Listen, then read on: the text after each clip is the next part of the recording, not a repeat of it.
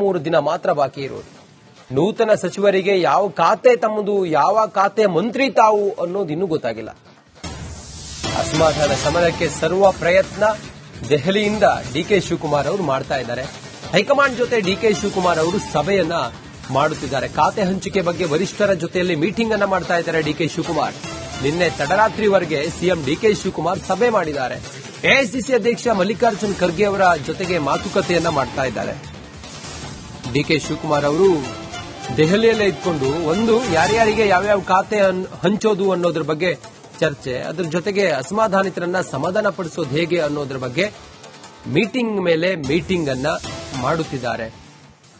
AICC ಅಧ್ಯಕ್ಷ ಮಲ್ಲಿಕಾರ್ಜುನ್ ಖರ್ಗೆ ಅವರ ನಿವಾಸದಲ್ಲಿ ಮೀಟಿಂಗ್ ನಡೀತಾ ಇದೆ. ನಿನ್ನೆ ರಾತ್ರಿ ಎಲ್ಲ ಮೀಟಿಂಗ್ ಮಾಡಿದ್ರು. ತಡರಾತ್ರಿವರೆಗೂ ಡಿಕೆ ಶಿವಕುಮಾರ್ ಮೀಟಿಂಗ್ ಅನ್ನ ಮಾಡಿದ್ರು.